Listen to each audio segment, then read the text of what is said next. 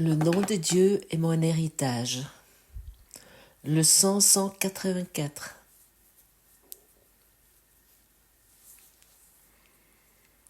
Ce que j'apprécie tellement avec ce cours est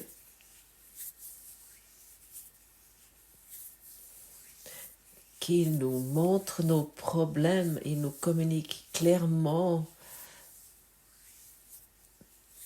de quoi nous souffrons ou ce que le monde il est, le monde que nous avons fait, et en même temps il nous propose une solution. Chaque leçon inclut une solution. Le cours au miracle est un livre de solutions. C'est un livre avec lequel nous faisons des miracles en acceptant la correction de l'esprit. Il ne nous est pas seulement dit ce monde est une illusion et maintenant débrouille-toi. Mais la solution inclut finalement le problème inclut aussi la solution. Tu vis par des symboles. Tu as inventé des noms pour chaque chose que tu vois. Chacune devient une identité séparée, identifiée par son propre nom. Par là, tu la retranches de l'unité. Par là, tu dessines ses attributs particuliers et tu la distingues d'autres choses en accentuant l'espace qui l'entoure.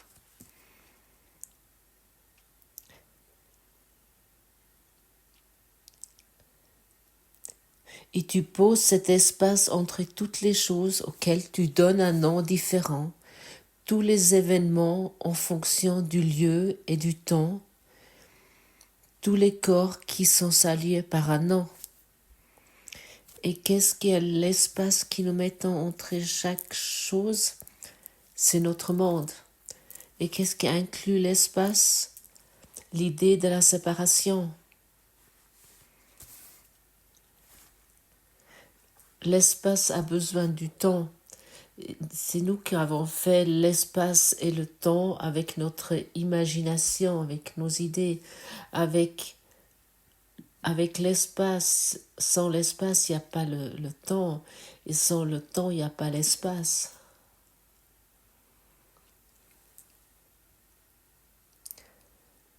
Toi, en vérité, tu es sans espace et sans temps. Tu es une conscience éternelle, sans nom. Finalement, sans nom.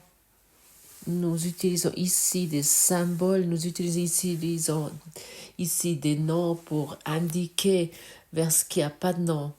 Je suis qui je suis. T'indique vers directement à l'unité que tu as avec Dieu.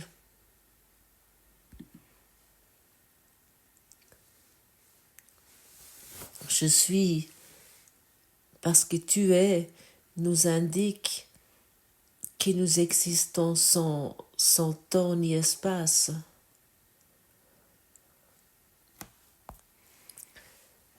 Tu existes en vérité sans espace ni temps. Tu peux le constater très facilement en constatant que ce que tu entends ici qui est pris avec la même conscience que tu entends ici et maintenant. Ta conscience est et était toujours la même qu'à l'âge de 2 ans. C'est exactement pareil, il n'y a pas de temps qui s'est passé, mais nous laissons tout le temps nous distraire par le temps. Et nous laissons nous distraire par l'espace que nous avons entouré autour des choses pour rendre réelle la séparation. Et nous pouvons partout prouver que la séparation existe. Toi, tu dois être une différence de moi, tu dois être différent pour que le monde de l'illusion puisse continuer à exister.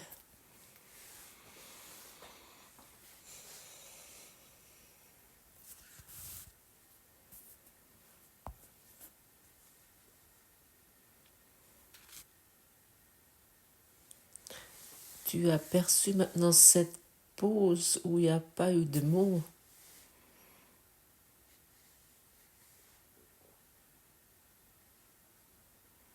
Et la conscience a perçu les mots qui n'en étaient pas dits.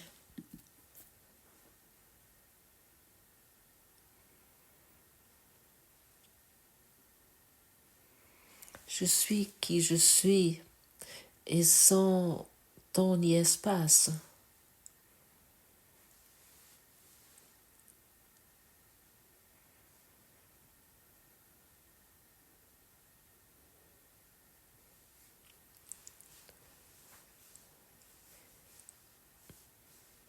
Il n'y a rien qui peut te menacer en tant qu'esprit. Il n'y a rien qui pourrait te changer en tant qu'esprit que tu es. Tu entends une voiture, tu vois une personne, tu entends un chant d'oiseau, tu regardes un arbre ou quelque chose que tu vois à travers la télévision.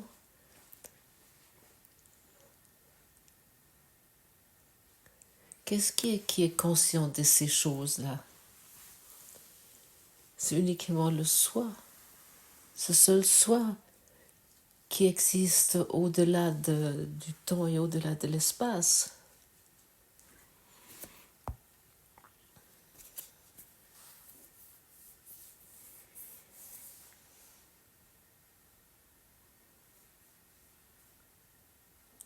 Et nous laissons très facilement enchevêtrer dans les formes et dans l'espace et dans le temps. Et nous croyons que l'espace que nous avons mis autour des choses, cela est le monde.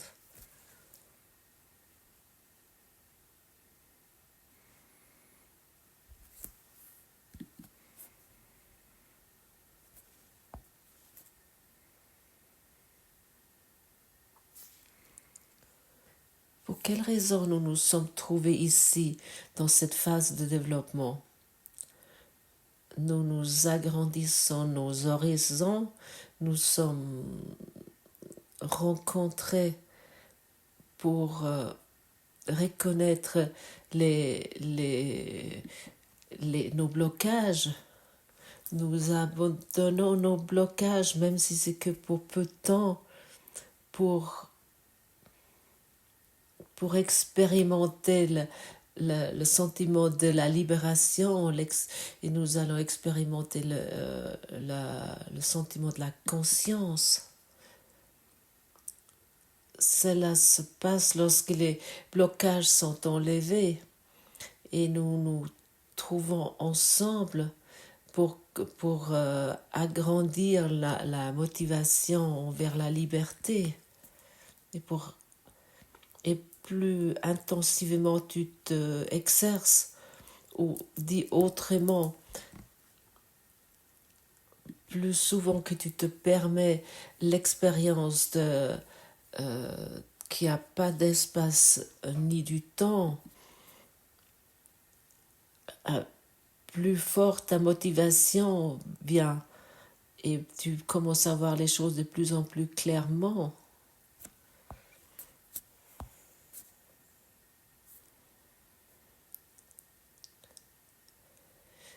Il n'y a plus des qualifications entre bon et mauvais, entre moche et beau, entre juste et faux, et tout peut rester tel que c'est. Nous n'avons plus besoin de nous efforcer dans ce monde. Ça nous est déjà souvent dit.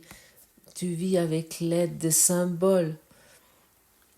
Tu as inventé des noms pour tout ce que tu vois. Et chaque chose vient d'un être séparé qui tu identifies avec son propre nom. Par là, tu la retranches de l'unité. Et tout ce que nous retranchons de l'unité, nous l'entourons avec un espace. Et nous croyons, nous sommes convaincus, ce que nous voyons inclut une réalité. L'espace que tu perçois,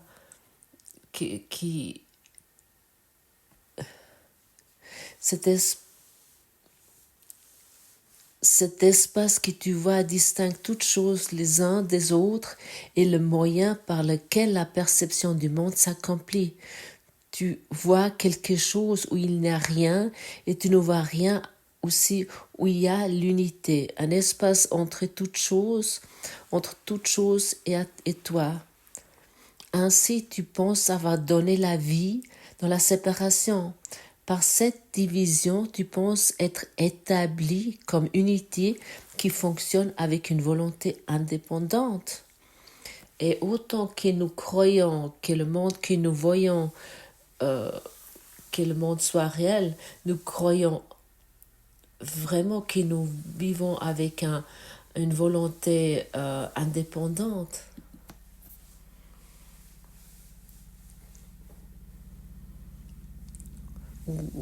Même si nous est dit que nous sommes maintenus par l'amour de Dieu.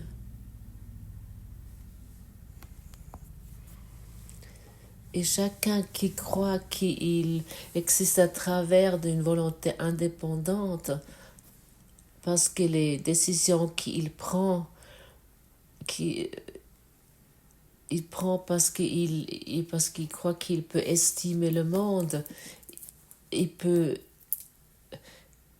estimer ce qui est juste ou faux. Celui-là, il se trompe immensement. Il finit toujours dans le même chemin sans issue.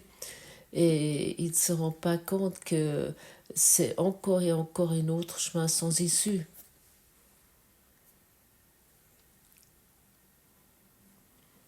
Et lorsque nous commençons à pratiquer et que nous nous approchons de plus en plus de l'esprit uni, ça ne veut pas dire que nous allons nous échapper du monde, nous fuyons pas le monde, nous vivons comme tout le monde dans ce monde, mais nous prenons juste une autre attitude d'esprit. Nous ne devons pas abandonner notre travail, ni de quitter notre conjoint, ni quitter notre famille. Nous n'avons pas besoin de nous retirer dans une grotte dans l'Himalaya ou dans les Alpes suisses.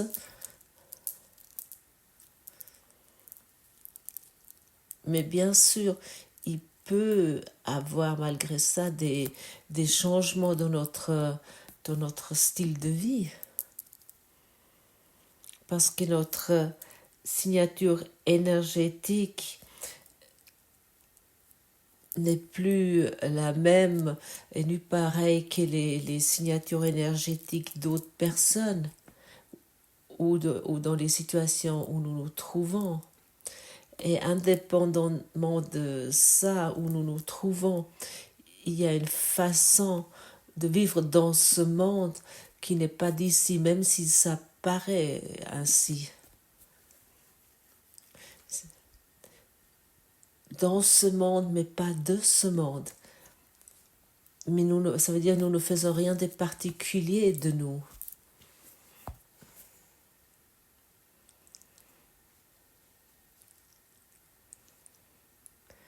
Nous allons continuer à faire nos choses dans ce monde. Nous allons laisser les choses telles qu'ils sont dans ce monde.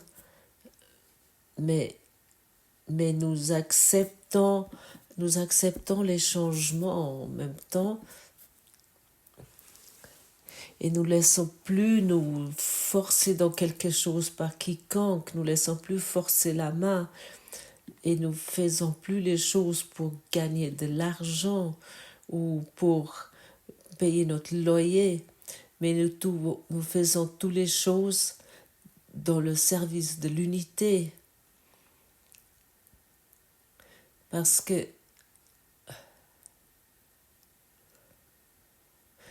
nous avons abandonné nos relations particulières, parce que nous avons abandonné, dans notre esprit, nous avons abandonné nos relations particulières, nous avons abandonné toutes choses particulières dans notre esprit. Nous prenons plus la perspective du monde, mais nous voyons tout dans une nouvelle lumière. Et ça signifie que nous avons une connaissance que tout est pareil. Nous sommes dans cette connaissance. Nous avons le même ego avec les mêmes caractéristiques et nous avons aussi le même soi christique qui ne peut être menacé de rien. Et dans la leçon, c'est dit dans le passage 10, c'est donc tu as besoin chaque jour d'intervalles durant lesquels l'apprentissage du monde devient une phase transitoire, une prison de laquelle tu sors dans la lumière du soleil en oubliant les ténèbres. Ça sont les temps d'exercice où nous sommes invités. Ici tu comprends la parole, le nom de Dieu qui t'a donné la seule identité qui partage toutes choses, la reconnaissance de ce qui est vrai. Puis tu retournes dans les ténèbres. Ça veut dire ici, retourne dans le monde. Non, pas parce que tu les penserais, mais seulement pour en proclamer l'irréalité en des termes qui ont encore une signification dans le monde qui gouverne les ténèbres. À ce moment-là, nous revenons et nous acceptons notre activité d'enseignant. Ça veut dire que nous voyons encore les choses dans ce monde, mais nous ne croyons plus à cela. Utilise tous les petits noms et symboles que le monde le décrit.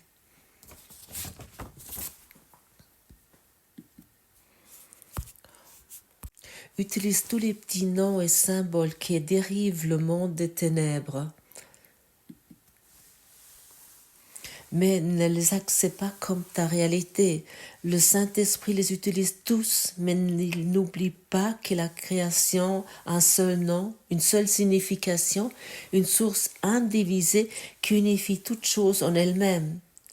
Utilise tous les noms que le monde leur attribue par simple commodité. Or, n'oublie pas qu'il partage le nom de Dieu avec toi.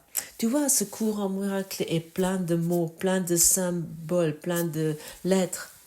Mais le Saint-Esprit utilise ces mots qui nous utilisons dans ce monde, mais il n'y croit plus. Et ainsi, nous pouvons également nous faire dans notre activité d'enseignant.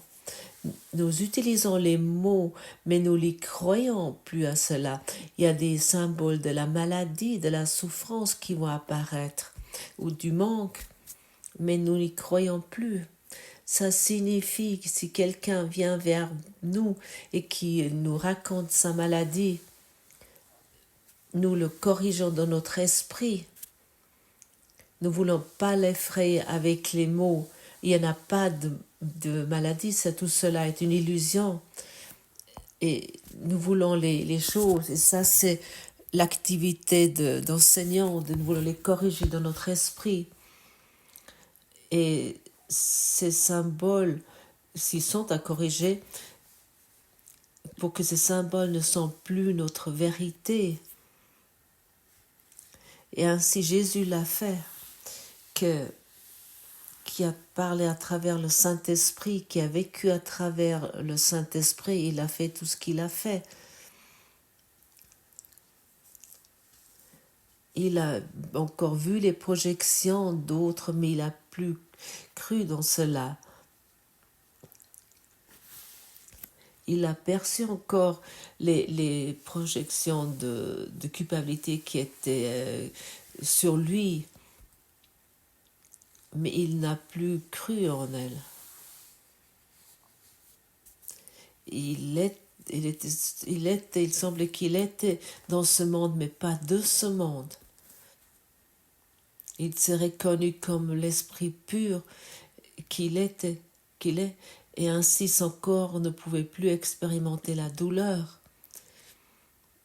Mais parce qu'uniquement un corps de culpabilité peut expérimenter la douleur.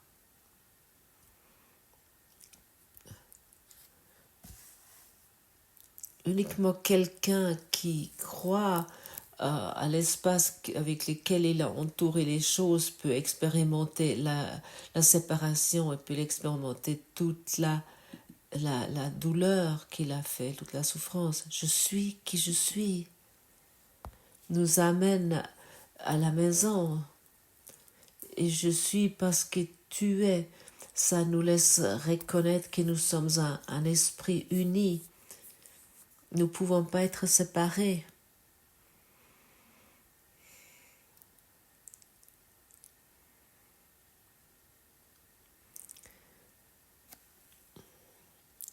C'est assez intéressant. Hein. Je pense qu'un propriétaire de chien, il sait cela. Si par exemple tu as une grande dog allemand qui peut être vraiment très grand et un petit chihuahua, il se reconnaît qu'ils sont de la même race, qu'ils sont des chiens. Le dog allemand ne pense pas que le chihuahua c'est un écureuil qui pourrait chasser. Il reconnaît le chihuahua en tant qu'une race de chien. Et le chihuahua ne croit pas non plus que ce dog est un grand monstre. Et il sait aussi que c'est un chien.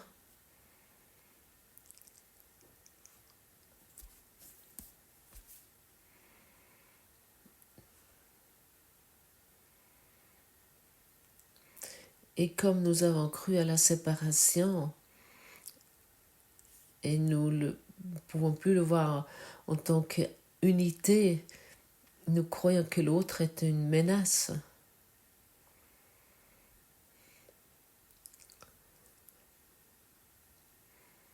Si le chihuahua voit un cheval ou un âne, il reconnaît directement, immédiatement, que cet animal n'est pas de la même race, que ce n'est pas un chien.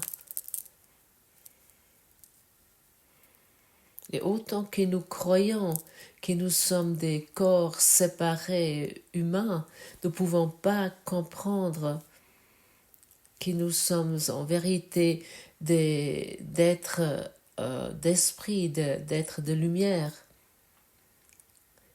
et que nous pouvons nous rencontrer dans la lumière.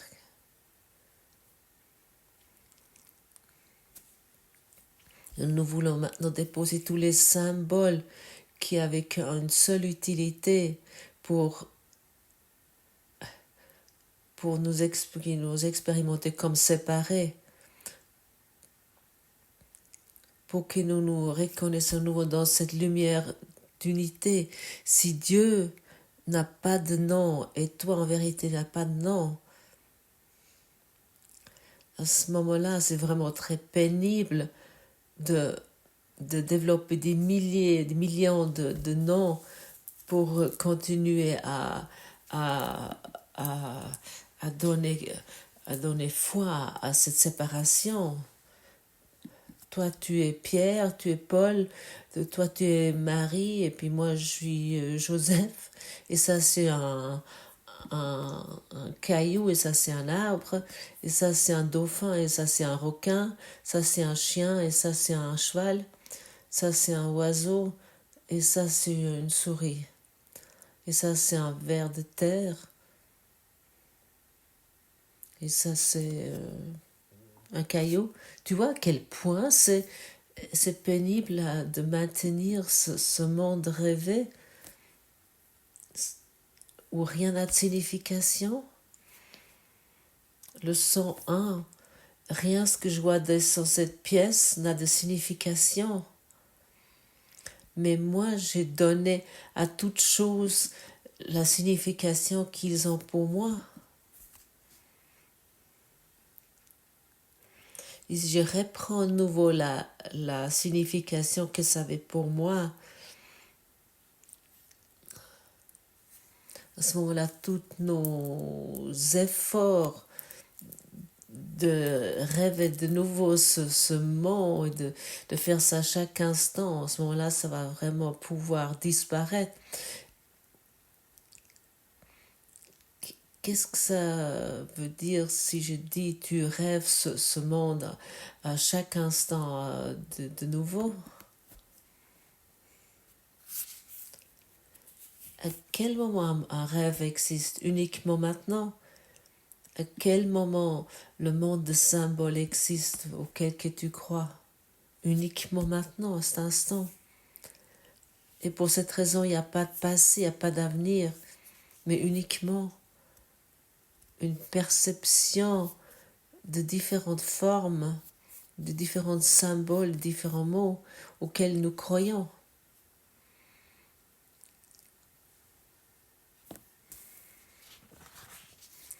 En vérité, le monde auquel que tu as cru il y a une minute, il est déjà passé. Il n'existe pas. Mais comme nous avons fait l'espace et le temps, ça nous semble évident que nous croyons que nous pouvons nous raconter ce que nous avons expérimenté et vécu à 20 ans. Des choses bien ou pas bien. Et à un moment donné, nous devons mettre en question ces choses. Je ne sais pas ce que signifie le passé. Je ne sais pas ce que signifie l'expérience il y a 20 ans. Je n'ai aucune idée de ce que signifie cette route, ce chien, ce caillou, cet arbre, cet âne, ce oiseau, ce ver de terre, ce lac, cette mer, cette voiture, cet avion. Je n'ai aucune idée que tout cela signifie. Et à ce moment-là, les symboles vont de plus en plus disparaître de nous. En mettant les choses en question, la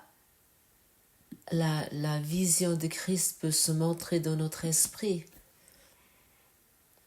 Et plus souvent nous faisons cela, et plus notre motivation s'augmente de nous tourner vers la lumière au lieu de rendre réelles sans cesse les ténèbres.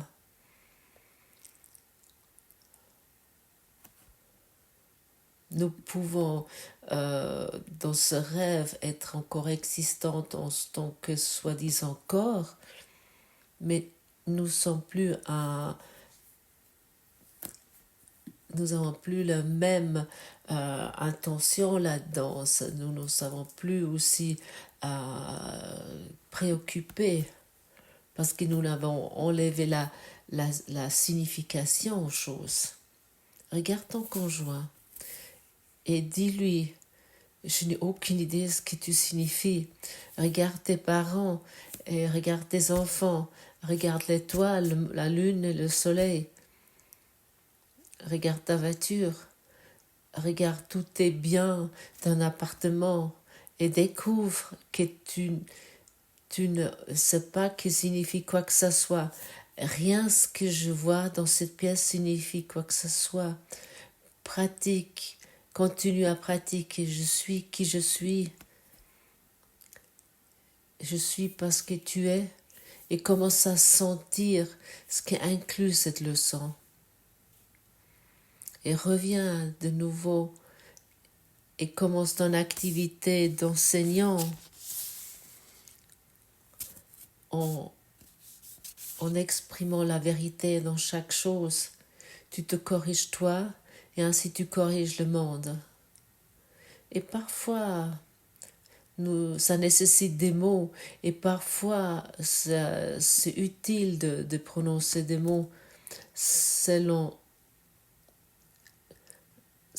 avec qui tu es. Et parfois c'est aussi utile de simplement être silencieux et uniquement accepter la correction dans ton esprit. Guéris-toi cette situation problématique dans mon esprit. Guéris-toi tout ce que j'ai rendu réel dans ce monde, tous ces symboles, tous ces routes, toutes ces voitures, tous ces lampadaires, tous ces animaux auxquels j'ai donné des différents noms. Et à ce moment-là, le monde peut apparaître dans une nouvelle lumière. Et à ce moment-là, nous devenons conscients de la vision du Christ qui reconnaît tout en tant que cette unité.